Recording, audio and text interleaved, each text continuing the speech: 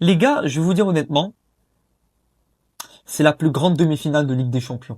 Peut-être de l'histoire. L'une des plus grandes. Pourquoi? Parce qu'on a en face de nous les deux plus grands effectifs du monde actuellement. Les deux meilleures équipes du monde.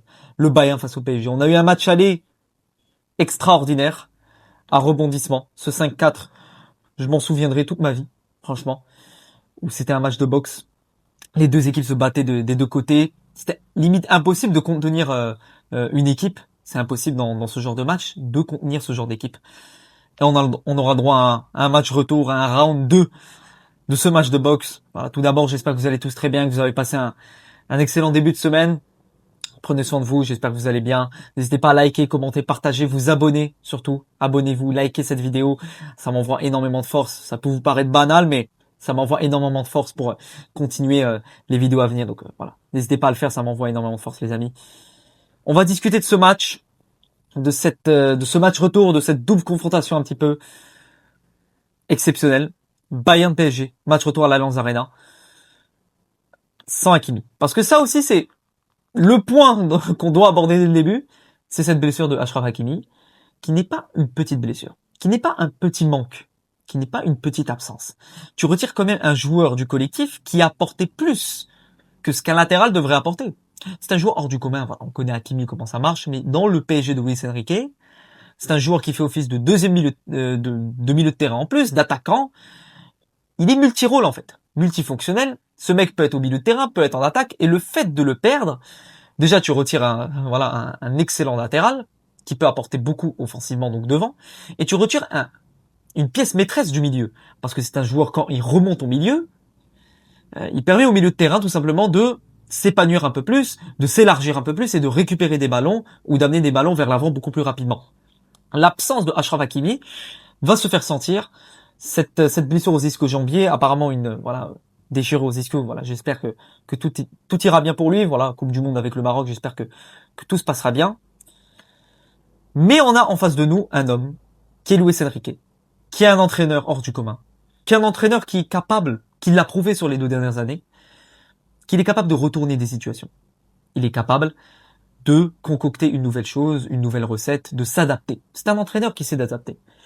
Et c'est un petit peu le rôle d'un entraîneur, c'est s'adapter à n'importe quelle situation. Je perds mon attaquant, très bien. Voilà avec qui je le replace. Voilà ma nouvelle tactique. Je perds mon latéral, très bien. Voilà avec qui je le remplace. Mon milieu n'est pas complet, très bien. On va partir sur ça. C'est ça, Luis Enrique. Le discours qu'a eu Vitinha sur Luis Enrique, hyper intéressant. Luis Enrique, au-delà de ses qualités techniques et tactiques en tant qu'entraîneur, c'est une personne fantastique. Et je me sens à l'aise à ses côtés. Nous ne parlons pas seulement de football. Et c'est aussi une bonne chose. C'est quelqu'un de très naturel, de normal, qui est très franc avec vous. Dans nos métiers d'entraîneur et de joueur, quand on sent que le retour est sincère et reflète ce qu'il pense et ressent de vous, ce qu'il attend de vous, c'est vraiment quelque chose de très important.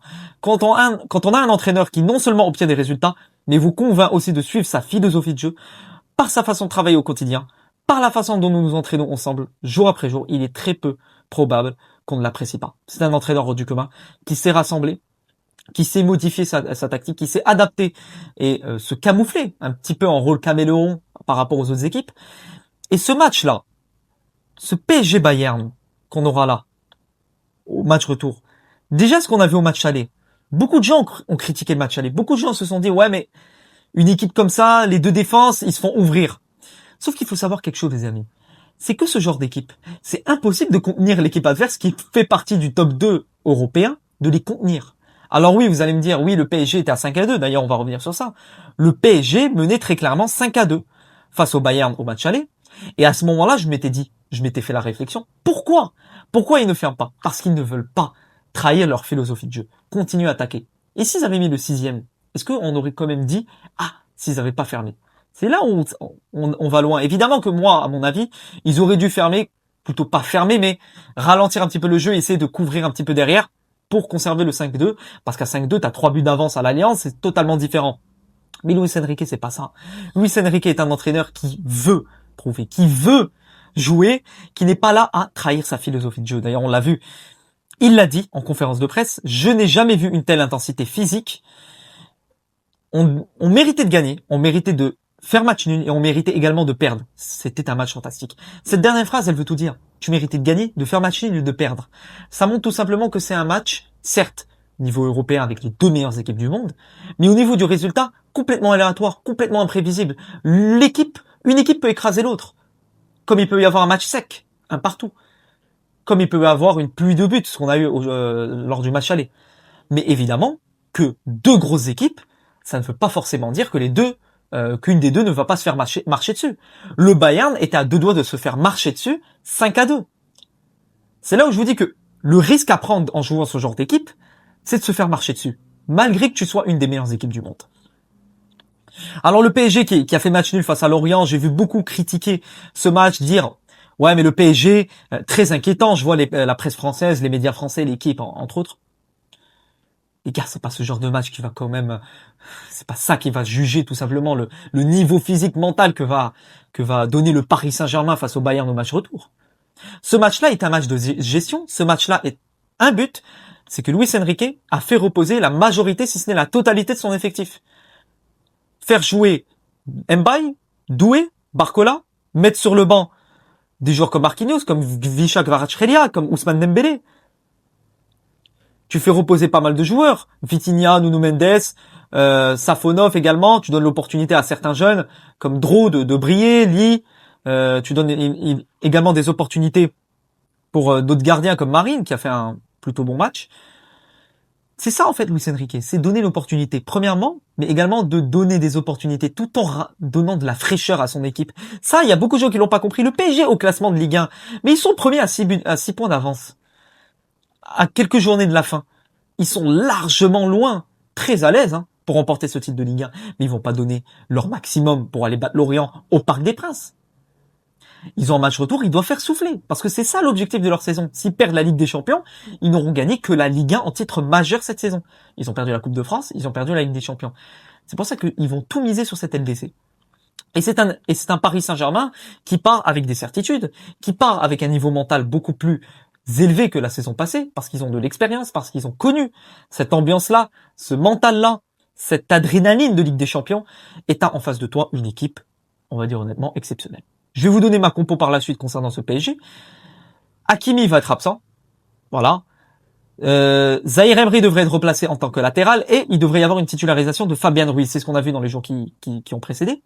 Beaucoup de gens ont critiqué Fabian Ruiz quant à sa titularisation, sauf que il faut faire confiance à Luis Enrique. Luis Enrique, tu le fais confiance, tu vois ce qu'il va donner. Fabian Ruiz est quand même un joueur qui a ramené la Ligue des Champions, qui a été dans le collectif de la Ligue des Champions la saison passée. Buteur face à Arsenal, exceptionnel en finale, exceptionnel dans les phases à élimination directe. Le mec a eu un niveau exceptionnel. Les gens l'ont critiqué. Alors qu'au niveau volume de jeu, il a apporté. Maintenant, je comprends les supporters parisiens qui disent que la chose qu'on s'inquiète concernant Fabian Ruiz, c'est sa condition physique. Le fait qu'il soit revenu de blessures, de très longues blessures. Est-ce qu'il sera capable de tenir le coup face à une telle intensité, face à une telle équipe qui est le Bayern? Ça, c'est la question. Parce qu'en face de toi, tu as quand même une équipe qui va te mettre de la pression, qui va te rentrer dedans, qui a un désavantage au match aller de 5-4. Le Paris Saint-Germain part avec un but d'avance. Le Bayern doit remonter de 2 buts s'il veut se qualifier. C'est ça la différence. Mais en face de toi, tu as quand même une équipe du Bayern, Kane, Olise, Luis Diaz, ces 3-là. C'est extraordinaire. Ces 3-là, c'est exceptionnel. Vous l'avez vu, c'est le trio d'attaque qui a dépassé les 100 goal assists. Ne serait-ce que les 100 buts ont été dépassés par ce trio d'attaque, c'est exceptionnel. Et ils sont dans le débat parmi les meilleurs trios de l'histoire d'attaque. C'est la vérité. Luis Diaz, il plante des buts. Kane, il a, je pense, 50-60 buts. Et t'as Olise qui a 30-40 goal assists, qui est ballon d'orisable cette saison, comme beaucoup. C'est un trio exceptionnel. Non, à part ça, t'as du Kimmich qui fait une putain de saison. T'as Jonathan Tah, Pavlovic, t'as un Davis qui revient petit à petit en forme. T'as Stanisic qui n'a clairement pas fait un très bon match. Voilà, match assez moyen, mais t'avais, à part ça, une très bonne entrée de Konrad Laimer. T'as Neuer qui peut à tout moment se réveiller, mais qui est également capable de faire des bourdes. C'est ça en fait, ces deux équipes-là, comment ça peut jouer, ça va se rentrer dedans. Ça va se rentrer dedans. Je vais partir niveau tactique. Voilà, on va un petit peu discuter niveau tactique concernant ce match retour. Alors, le match aller qui s'est désoldé sur un 5-4. Faut rappeler qu'à la 19e minute, c'est ça l'histoire en fait. 19e minute, le Bayern menait 1-0 et à cette occasion de Michael Olise qui pouvait mener au 2-0 et à ce moment-là, le Bayern avait l'opportunité de mettre une grosse claque au PSG. Arrêt de Safonov, raté de Olise. Je vous laisse débattre ça en commentaire. mais tu ne mets pas le 2-0. Et juste après, tu as un PSG qui revient sur cette magnification. Ça aussi, c'est quelque chose d'exceptionnel. Regardez-moi le placement des joueurs parisiens, des joueurs du Bayern. En phase offensive, tu as ce 3-2-5 du Paris Saint-Germain, 5 attaquants, dont des ailiers qui font des appels très très dangereux. T'as Dayo Upamecano qui recule très très bien, qui essaye de défendre vers Désiré Doué, donc il recule très très clairement, ce qui laisse l'opportunité à Gvisha Kvaratskhelia de faire un très bon appel dans le dos du numéro, je sais pas qui, je pense que c'est Stanisic juste ici. Très bon appel, Désiré Doué l'a vu. Et en fait, quand tu le vois, c'est deux équipes miroirs. T'as un PSG qui joue en 3-2-5 en phase offensive, et t'as un Bayern Munich pour contrer ce Paris Saint-Germain qui joue très clairement en 5-2-3. Qui joue en 5-2-3. Donc c'est deux équipes miroirs. Quand une joue de ce dispositif, l'autre va jouer d'un dispositif miroir contraire pour les contenir. C'est un effet miroir, c'est un effet tout simplement de ping-pong, de boomerang. Si tu joues comme ça, je jouerai comme ça. On s'adapte à toi. Très bon appel de Gvisha qui va droit au but. Il a également l'option de Dembélé. Ça aussi c'est à noter. Il fixe exceptionnel. Et là, tu vois directement, quand je l'ai vu comme ça, je savais qu'il voulait l'enrouler exceptionnel. Et ça aussi, il faut le noter. C'est que les buts là qu'on a vus au match aller, c'est des buts imparables, c'est des buts impossibles à arrêter. C'est pas des buts, tu te dis c'est une boulette du gardien, une boulette. Oui, la défense pouvait contenir, mais dans le travail du but, c'est impossible à contenir. Je vais pas vous mentir, Safonov a encaissé 4 buts, mais Safonov a fait un relativement bon match, un match très correct même. C'est pas en encaissant énormément de buts que tu vas dire que le gardien a fait un mauvais match. Safonov a fait un bon match, malgré avoir encaissé les 4 buts, qui étaient 4 buts littéralement impossible à arrêter. Donc voilà pour le premier but. Également, le deuxième but de João Neves, ça aussi c'est un point positif pour le PSG, c'est d'avoir un joueur qui est tellement imprévisible de la tête. C'est pas le joueur où tu vas te dire, le mec il va te claquer des têtes, mais il a une détente extraordinaire, exceptionnelle. Au millimètre près, à la seconde près, il sait se détendre. Et il a trompé Neuer sur ce centre de Ousmane Dembélé. Tu es avant la mi-temps, 40e minute, le PSG mène 2-1.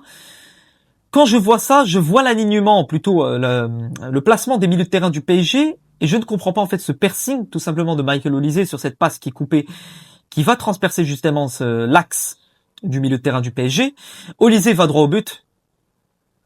Je comprends pas. La défense n'a pas pu contenir ce but. Ce genre de but-là, par exemple, c'est une défense qui doit contenir ce genre d'attaquant. Maintenant, c'est compliqué de contenir des joueurs comme Olise, mais quand même, tu es en demi de Ligue des Champions, ce genre d'occasion, tu peux les éviter. Attention au match retour. Le match retour, ça va se jouer sur des détails, au mental. Beaucoup de choses vont être très très importantes à mettre sur la table pour gagner ce match. 3-2 pour le PSG après le début de cette seconde mi-temps sur ce penalty d'Ousmane Dembélé. Très bon appel de Achraf Hakimi, encore une fois, juste ici. C'est là l'apport d'Hakimi qui va être très important, qui n'est pas en tant que latéral ici, qui en tant qu'attaquant. C'est ça. L'absence d'Hakimi va faire du mal.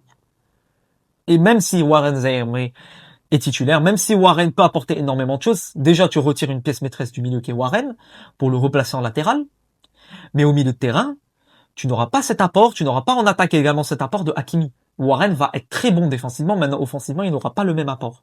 Il y aura un certain déséquilibre côté PSG de par l'absence d'Hakimi. Donnez-moi votre avis évidemment en commentaire. La passe de Vitinha exceptionnelle pour Hakimi, qui fait la passe, ça passe devant tout le monde jusqu'à Gvisha. Gvisha, c'est extraordinaire. Gvisha, j'aimerais avoir un mot sur lui, qui pour moi, l'un des meilleurs ailiers du monde, si ce n'est le meilleur, avec Luis Diaz, et voilà, tu peux rentrer pas mal de joueurs dans cette discussion. Il a la frappe, il a la détente, il a l'intelligence de jeu, il a l'efficacité, il sait être clinique devant les cages, il sait être efficace, il sait également être bon dans les retours défensifs, qui est un critère chez Luis Enrique. Ce mec est beaucoup trop complet. Beaucoup trop complet. Un 2 contre 2 Dembélé, Doué, on se retrouve à 2 contre 4. Sur cette feinte de passe de Doué pour Dembélé qui fait la spéciale Mbappé, qui met premier poteau, Neuer qui est masqué, Neuer qui ne voit pas ça arriver. Tu es à la 64e minute, le PSG mène 5-2. C'est ça le paradoxe d'un match entre deux géants. C'est que le Bayern était à deux doigts de se faire exploser, mais ne se fait pas exploser parce qu'ils sont revenus. Imaginez juste si Paris avait fini ce match sur 5-2. Je sais que les Parisiens, vous allez me dire, arrête de me raconter ça, tu es en train de me faire mal en disant que, je sais que ça fait mal de se dire, tu étais à 5-2, tu reviens à 5-4, c'est pas le même avantage. Oui, tu gagnes, tu bats le Bayern. Beaucoup de gens vont dire, on s'en fout, on a battu le Bayern, mais quand même, tu pars d'un avantage de 3 buts à 1 but. Mais tout est joué. Tout est joué et tout va se jouer encore au match retour. But là également Il peut pas faire grand chose sur cette déviation de Upamecano de Safonov. Très bon, bonne passe de Harry Kane sur le très bon appel de Luis Diaz. Harry Kane qui a un rôle exceptionnel, qui est un attaquant qui sait revenir en arrière. Le contrôle de Luis Diaz qui a montré dans toutes les écoles. Cette frappe extraordinaire. Donc voilà pour cette revue tactique. On va revenir un petit peu sur le match. Donc sur quoi on peut s'attendre. Également le Bayern qui a fait match nul ce week-end face à cette équipe de Heidenheim. 3 partout, comme le PSG de partout. Également, ils ont fait reposer pas mal de leurs cadres. Faut pas se mentir que le Bayern sur les 3 derniers matchs, ça encaisse énormément de buts, 3 buts, 4 buts, 5 buts pardon. 3 buts ici, ça encaisse énormément mais ça marque énormément. Et en fait, pour marquer beaucoup, ils doivent encaisser beaucoup. C'est là où tu dis que le Bayern va laisser des espaces que le PSG devra exploiter et pourra exploiter. Voilà ce que je voulais dire en globalité pour ce match. On aura le droit à un match retour exceptionnel. Reste à savoir comment va gérer Luis Enrique cette équipe avec l'absence d'Hakimi. Donc je vois très clairement juste ici Warren Zaïre-Emery qui va être titulaire. Maintenant Warren, il pourra pas venir monter tout comme un Hakimi pouvait le faire au milieu de terrain juste ici, être un sorte de piston très offensif. Entre Doué et Barcola, attention, il peut titulariser Barcola au vu de Doué qui combine plus souvent et plus facilement avec Hakimi. Les automatismes ne seront plus présents. Il pourra pas combiner avec son partenaire. Peut-être qu'il titularisera du coup Bradley Barcola, ou alors il peut titulariser tout simplement Barcola et laisser Doué sur le banc, qui peut très bien rentrer et apporter beaucoup plus de fraîcheur technique, mentale à cette équipe. Gvara, qui est l'homme de la situation. Ousmane, évidemment. Comme il l'a dit au match aller, si tu ne fais pas les efforts défensifs, tu seras sur le banc. Le mec, c'est une pièce maîtresse. Alors le milieu, je vois Vitinha encore une fois. Joe Neves, ça y est, aucun problème. Et je pense qu'il titularisera Fabien Ruiz. Et il faut faire confiance à Fabien Ruiz, les Parisiens. Moi, je vous le dis, vous pouvez lui faire confiance. Maintenant, s'il fait une bourde, s'il fait une catastrophe au match retour, chose que j'espère pas pour vous. Évidemment, vous pouvez lui tomber dessus, mais il revient de blessure et c'est la seule option sûre pour jouer ce match retour, c'est de mettre Fabien Ruiz. Tu ne peux pas jouer autrement, tu ne peux pas prendre des risques en mettant du Mayoulou, en mettant je sais pas qui. Même si ça peut également apporter pas mal de choses. Nuno Mendes, qui a subi pas mal de choses, voilà, qui a été bon et pas bon en même temps face à Olysée, qui est très bon, il faut pas se mentir, c'est très difficile de contenir un joueur comme Olysée. Pacho, titulaire, Willian, Pacho, hop là, avec le bon vieux Marquinhos, et enfin, Matvey Safonov. Donc voilà, la compo, évidemment, que je vois, que je pense que Luis Enrique pourrait mettre. Reste à savoir s'il mettra donc Doué ou Barcola titulaire, mais dans tous les cas, 2 joueurs exceptionnels, et les 2 joueront dans tous les cas, que ce soit en entrée ou titulaire. Concernant mon pronostic, mon prono, c'est compliqué. C'est compliqué. Victoire 5-4 du PSG au match aller. Le PSG part avec un but d'avance. Le PSG part avec cet avantage. Un match nul qualifierait le PSG. J'hésite entre le PSG match nul. Je vois le PSG passer. Donc je vois directement une qualification du Paris Saint-Germain. 1,90 les deux, très intéressant, c'est très serré. Je vois le match nul. Je vois le match nul honnêtement. Vous savez quoi? Je mets victoire du PSG. Victoire du PSG. Et je partirai sur un score. Un gros score. Pour moi, ça va être un match qui va pas se finir sur un 2-1, 1-0. Pour moi, ça va être vraiment un combat de boxe. Les 2 équipes vont taper, les 2 équipes vont marquer. Ça, c'est très logique. Je partirai sur le 3-2 du Paris Saint-Germain. Côté A16. Voilà, c'est le résultat que je vois. Je vois un PSG qui encaisse. Je vois un PSG peut-être qui est mené 1-0, qui revient 2-1, etc., etc., qui colle le 3-2 en fin de match. Peut-être qui est mené 2-1 jusqu'à marquer le 2-2 et aller chercher le 3-2. Pour mes buteurs, je mettrai Gvara. Difficile de ne pas le mettre buteur. Je mettrai également qui pourrait être buteur?